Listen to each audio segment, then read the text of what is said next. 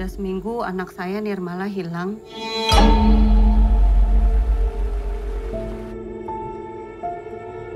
Mohon doanya ya. Hidup. Berdiri dulu Mas di tengah. Come back dying. Yes. Oke. Ya, sambil menunggu kita akan langsung juga untuk menyambut sutradara dari film Tebusan Dosa. Ini dia Mas Yosef Anggino. Gi, sehat Gi. Yes. Bos. Oke. Ya, dan kita undang kembali Mama Iska Tauris ya untuk bergabung bersama kita. Oke, ini dia, silakan bergabung dengan Mas Indi dan juga Mas Anggino.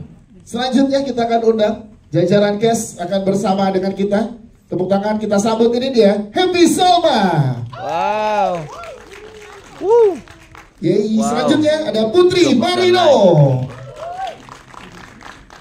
Kita sambut ada Bisma Mulia.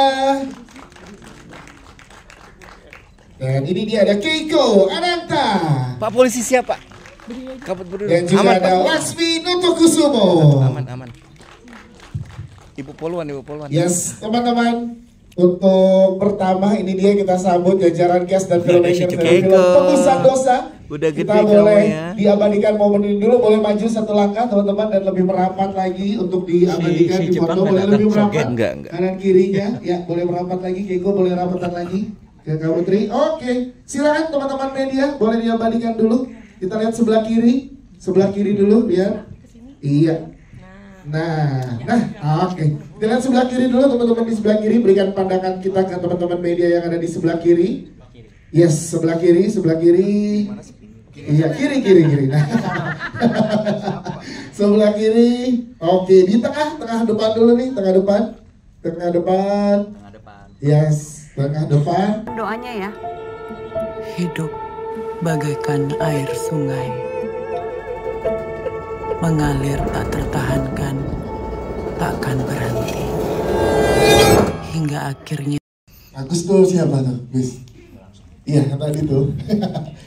Ragus ya, Ragus itu sebenarnya pemuda pinggiran kota yang setia kawan dan selalu bersama Tirta. Oke, itu dia. Siap, terima kasih. Biasa. Selanjutnya kita ke Laksmi, silakan. Kalau Laksmi gimana yang bisa dijelaskan ke teman-teman media segitu dulu, silakan.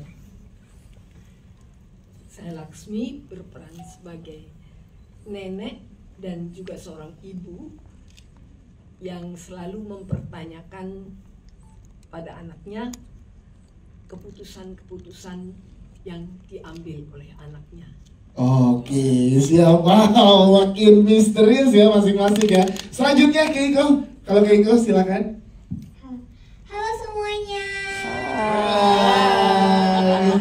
Selamat siang ya. Ya, siang sore. Aku Keiko Ananta sebagai Nirmala. Keiko tuh di sini anak yang ceria, terus juga sayang kepada Uti dan Ibu. Oke, Keiko, terima kasih Keiko. Selanjutnya Teh Happy silakan. Halo, selamat sore. Saya Happy Salma, di sini berperan sebagai Wening. Wening perempuan yang tangguh. Dia mewakili banyaknya perempuan-perempuan hebat di Indonesia ya. Perempuan pekerja keras yang menjadi banyak kepala atau tanggung jawab besar di semesta hidupnya. Tapi banyak juga tantangan dan derita-derita yang harus dia tanggung disebabkan kerja kerasnya itu. Wow, siap. Terima kasih Teh Happy Salma. Selanjutnya Putri Marino silakan. Halo, saya Putri Marino berperan sebagai Tirta. Tirta ini seorang podcaster yang punya obsesi untuk memviralkan misteri tentang kehidupan, dan di tengah jalan dia bertemu dengan Wening.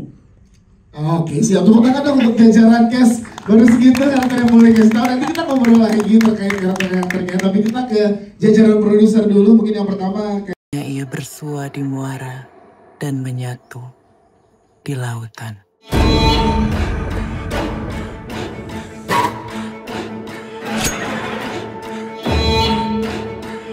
Jadi awal mulanya tuh tahun lalu yang kami bertemu, aku, Bung Edwin sama Anggi tuh nongkrong di coffee shop.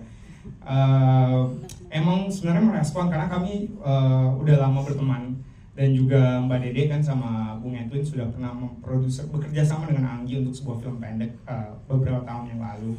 Dan ini pertama kalinya saya bekerja mencoba spontan aja bersama Anggi untuk kayak mencoba untuk berkolaborasi.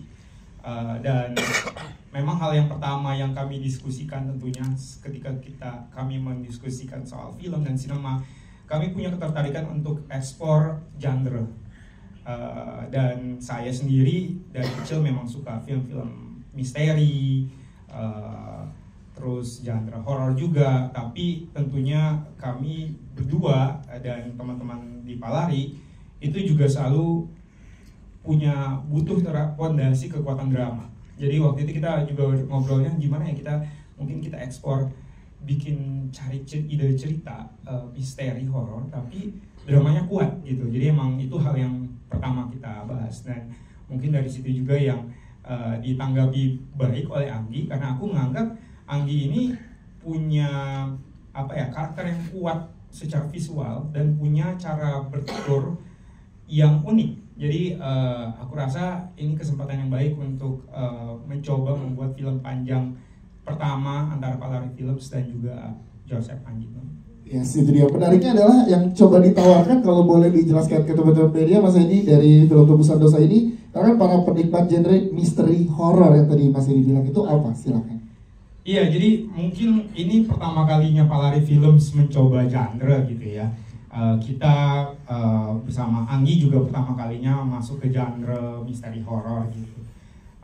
Mungkin yang bisa ditawarkan dari film Tebusan Dosa ini, di antara ramainya film-film horor yang ada di pasar gitu ya, mudah-mudahan film ini bisa cukup stand out karena film ini bisa menawarkan sebuah teka-teki dan misteri, tidak hanya horor, dan juga sebuah cerita yang kuat dengan fondasi drama tersebut. Dan tentunya dengan kekuatan para pemain yang luar biasa, saya setiap nonton selalu kagum dengan dedikasi dan juga totalitas dan menikmati performa mereka di layar kecil maupun layar lebar, khususnya Happy Salma, Putri Marino, Bisma Mulia, Ibu Laksmi, Keiko, Shogen, dan pemain-pemain lainnya. Itu sungguh buat saya menjadi sebuah kebanggaan untuk membuat film misteri horor dengan drama ini. Ya, misteri horor dengan kekuatan drama. Nah, sebelum kita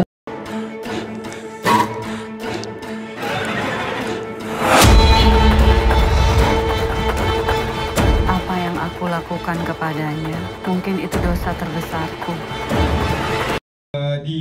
Biasanya film Palari Films itu kami mencoba bekerja sama dengan beberapa partners ya. Ini sebuah kolaborasi. Karena bikin film tentunya tidak hanya sendiri. Di produksi kita berkolaborasi dengan banyak sekali elemen. Di balik itu juga kami berkolaborasi dengan berbagai partners, antara lain Legacy Pictures. Juga alhamdulillah kami juga berkesempatan untuk bekerja sama dengan sebuah studio, movie studio dari Korea namanya Showbox yang memproduksi film Exhuma. Lalu ada di atas ada Cinemark, ada Phoenix Films yang selalu bersama Palari Films dari film Posesif sampai sekarang.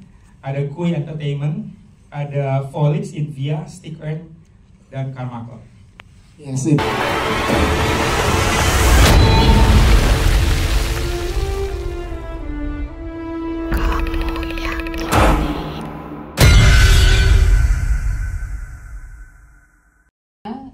terima kasih waktunya sudah hadir di Tebusan Dosa hari ini. Kami dari Palari Films, tepatnya tahun ini kita merayakan 8 tahun dan pas film ke-8 juga gitu. Dan kami bersyukur masih bisa memproduksi film gitu, dan senang ya dengan perkembangan film Indonesia sekarang ini yang semakin besar, para penonton semakin antusias datang ke bioskop, dan sebagai filmmaker itu adalah nomor 1 amunisi energi kita untuk terus bikin film. Dan soal genre gitu ya, mungkin kalau kita di Palari itu kita semua kan doyan makan, jadi makan enak gitu ya. Jadi kalau Palari itu kayak restoran, pengennya kita bisa memberikan masakan yang bervariasi. Dari mulai waktu posesif kita bikin yang remaja, suspense, kemudian kita ke Aruna, ada kuliner, cinta yang dewasa, kemudian ada Ali tentang coming of age, anak yang mencari keluarga baru, menemukan keluarga baru, kemudian Dear David, ada seperti Dendam. Jadi memang minimal itulah ya. Kabut Berduri tentunya yang terakhir. Kami sebagai rumah produksi saya rasa yang paling minimal kita bisa lakukan adalah selalu memberikan suguhan-suguhan yang bisa menyegarkan dan memuaskan, dan semoga bisa diingat terus lah ya. Amin. Siap.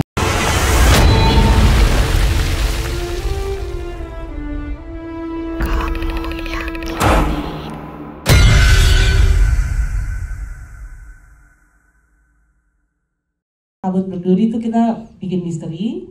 Nah di sini kita push lagi nih gitu, waktu Edi sama Anggi tadi ketemuan dan mulai ngomongin horor gitu ya. Jadi kayak di Palari juga ada yang kita pengen dorong terus nih gitu. Dan di sini kita mix nih, ada misteri, ada horor, tapi juga kita nggak pernah ngelupain core-nya kita drama ya, karena kita sangat percaya bahwa film itu adalah sebuah storytelling gitu, storytelling itu ya bercerita lah ya, bercerita gitu, dan kita seneng gitu dengar cerita yang ada mixnya tadi gitu. Dan di sini teka-teki itu bisa dibilang seorang ibu, seorang anak gitu loh, dan teka-teki dan horor, saya rasa itu tuh yang jadi intinya gitu dari sajian masakan dari Palari kali ini. Siap, terima kasih. Sudah seminggu anak saya Nirmala hilang.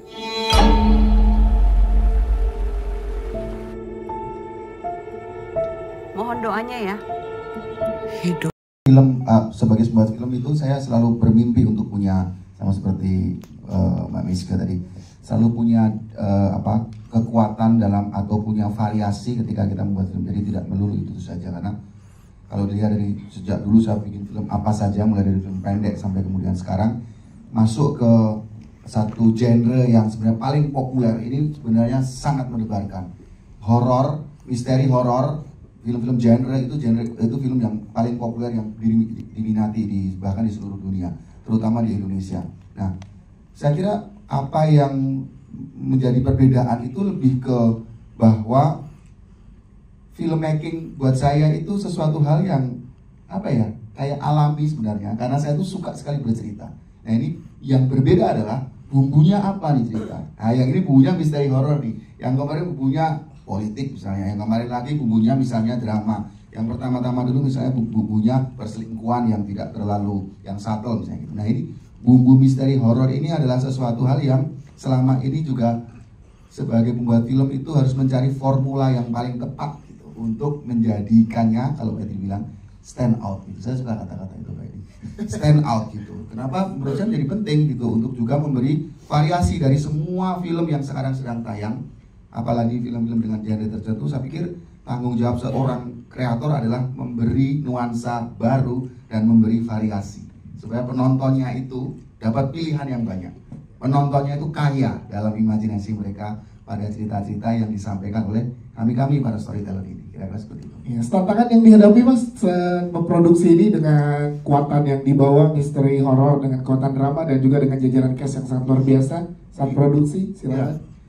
Ya, tentu semua orang tahu bahwa saya belum pernah membuat film misteri horor gitu. Jadi memang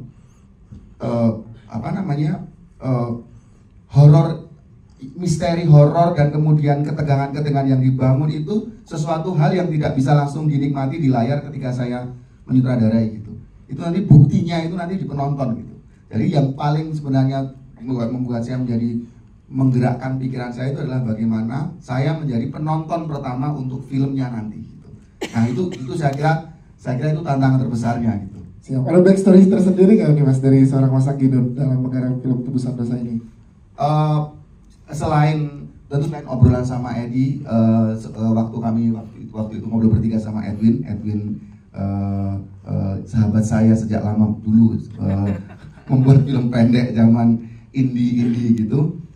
Tapi bahwa persoalan kehilangan ini persoalan yang sebenarnya juga ada dan hinggap di kehidupan saya gitu sejak lama gitu. Saya tuh waktu SMP, nggak apa-apa kita ini. Boleh, silakan Mas.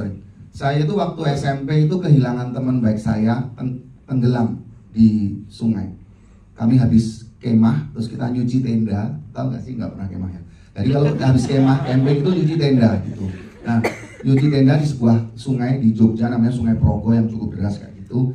Dan dia itu mainan mandi itu. Kami berbanyak orang itu. Tapi yang akhirnya si teman saya itu berkali-kali bercanda gitu. Aku tenggelam terus. Aku sempat sok-sokan selamatin. Enggak, bohong. 3 kali dia melakukannya dan yang ketiga itu beneran dia tenggelam di depan mata saya, dan saya melihat sendiri tangan itu hilang masuk ke air, dan selama 38 jam dia tidak ditemukan. Jadi dalam terentang waktu 38 jam ini saya maksudnya peristiwa 38 jam ini saya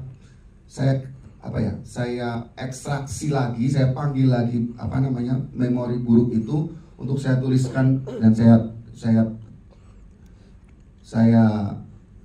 percayakan pada Wening, tokoh yang memang kami bangun itu, dimana dia adalah seorang ibu yang kehilangan anaknya, dan itu lebih lama temponya gitu. Jadi dan peristiwa yang mungkin ya nggak tahu ya, peristiwa yang paling saya ingat dari kehilangan itu adalah ketika saya tidur, karena itu peristiwanya sore hari. Ketika saya tidur, teman saya seperti datang dan menyalahkan saya gitu, kayak aku tahu kamu harusnya bisa menyelamatkanku, tapi ada suara itu dalam istri saya.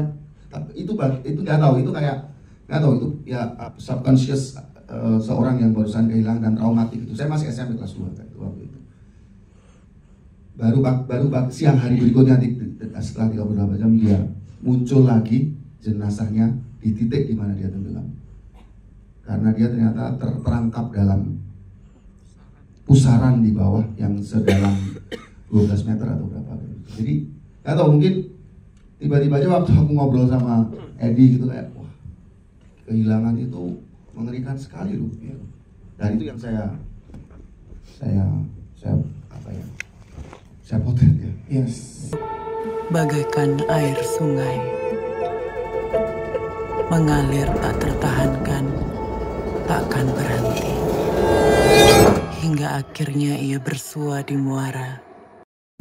Pak Lari menurut saya selalu mengangkat pesan-pesan yang berkualitas ya, dan dalam penceritaan yang sederhana pun selalu menyampaikan sesuatu hal yang dalam, yang sangat relevan, yang benar.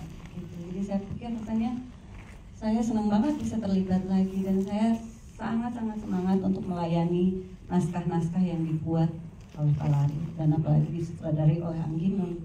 Saya bahagia banget, dan saya punya teman-teman lawan main yang luar biasa. Yes, dari karakter yang tadi Teh dijelaskan, apa aja Teh yang akhirnya disiapkan oleh seorang Teh Bisma untuk karakter Wening ini? Manusia itu kan selalu diikuti rasa bersalah ya. Apapun, apalagi seorang ibu gitu. Ini cuma contoh kecil, anaknya jatuh, kita lagi masak, kita disalahin gimana sih ibunya, nggak ngeliat apa, padahal dia lagi bekerja gitu. Dia sedang mengurus anaknya. Nah, jadi saya lebih melihat ke dalam diri saya seorang ibu pekerja, dan saya juga punya seorang ibu yang juga pekerja keras. Jadi saya melihat bagaimana para perempuan pekerja keras itu yang selalu juga diikuti oleh rasa-rasa bersalah ketika dia tidak bisa menyempurnakan tugasnya gitu. Dan peristiwa atau hayalan-hayalan dan perasaan-perasaan itu yang saya bangun, dan saya bayangkan bagaimana kalau saya di dalam posisinya Wening. Siap, terima kasih Teh Happy Salon. Dan menyatu di lautan.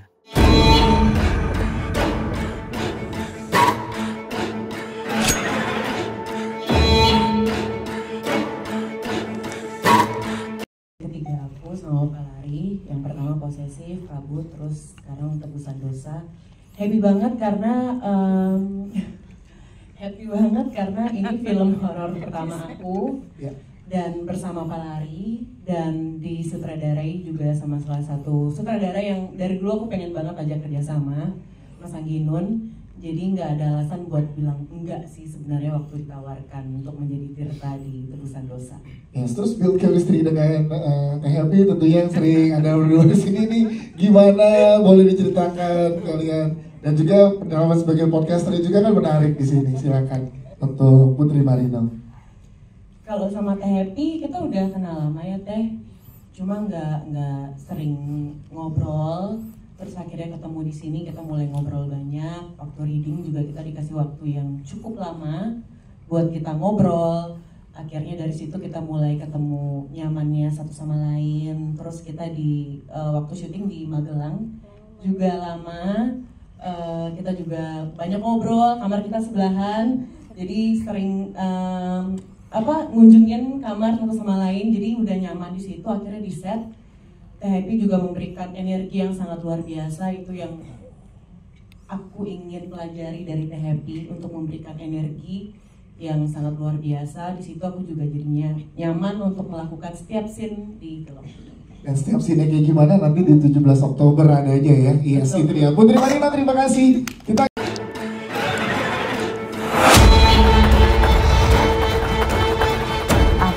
lakukan kepadanya, mungkin itu dosa terbesarku. Jawa ya, jadi dia menggunakan bahasa Jawa dan sebenarnya bukan tantangan karena saya pribadi juga orang Jawa. Iya. Tapi lagi spill karakternya nih ya, ada lucu-lucunya ya. Iya, tantangannya tadi bisa kita lihat kan, si Ragusnya lagi makan gorengan, paling kedalaman karakter lagi makan gorengan itu. Saat pertama kali ditawarkan oleh para film dan lihat jajaran cast yang sangat luar biasa dan lo ikut diajak terlibat di proyek ini, gimana Bisma? Oh iya, tentu aku nggak pikir panjang sih. Pertama juga ini film pertama Pak Anggi Nun untuk film misteri horor ya. Dan dari sinopsisnya aku juga lihat penuh dengan teka-teki yang sangat menarik untuk dimainkan. Jadi sama seperti kayak Mbak Putri, nggak pikir panjang lah. Sikat, hajar, terus kita syuting di Magelang, suasananya juga fun.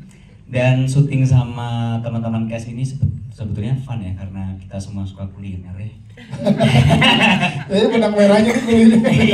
Jadi balik lagi ke kuliner, setiap ketemu kita mau mikirinnya kuliner ini kita mau makan apa. Jadi selama syuting ini walaupun genrenya misteri horor, tapi saat syuting itu aku merasa fun sih, karena untuk pertama kali aku syuting, aku nggak merasa tertekan saat proses mau syuting. Saat reading pun kita lebih makan kuliner dan kita lebih membahas karakter pertama.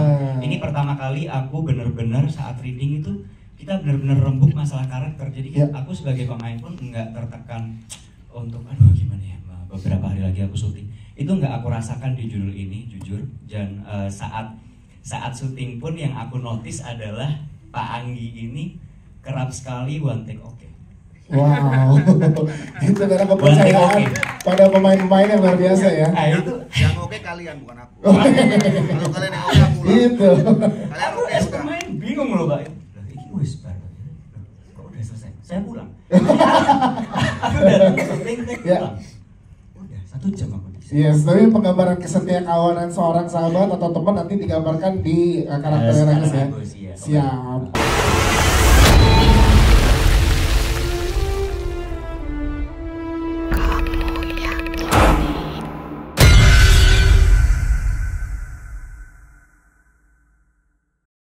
Sebelum pergi ke Magelang tuh kayak takut gitu, gimana ya nanti di sana, terus gimana ya nanti lokasinya. Ternyata emang fun banget sih. Terus juga Kiko juga main film bareng dengan aktor-aktor hebat. Tante Putri, Tante Happy, itu juga ada sutradara dan produser yang hebat banget ya. Itu aja sih. Terus gimana Pak Anggi sebagai sutradara untuk proyek kamu, gimana komunikasinya? Kalau ngobrolnya gimana sama Pak Anggi? Kalau Anggi sama Om Anggi sebenarnya sih jarang ya, karena kan beda. Tapi kalau Om Anggi itu punya 2 kepribadian. Apa itu? Gimana saat di set atau di luar set ya? Duanya gitu ya maksudnya. Kalau misalnya aksen itu tuh benar-benar lucu. Tapi kalau misalnya lagi di set gini. Oh. Asik. Langsung di personet ya. Kalau di luar set jadi lucu, kalau di set langsung jadi serius. Ya, tapi pas ya menjalankannya. Berarti kamu inget banget ya Om Anggi gimana sampai masih hafal gerakannya. Sudah seminggu anak saya Nirmala hilang.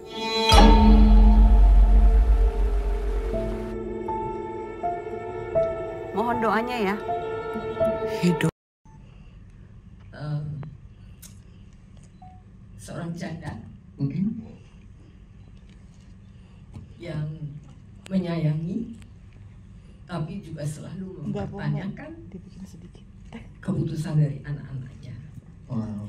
Agak Agak gloomy, gloomy. tapi juga kita pengen tahu tantangannya berarti apa yang dihadapi oleh Blacksmith untuk bermain di film ini, karena karakternya sangat menarik ya kita lihat.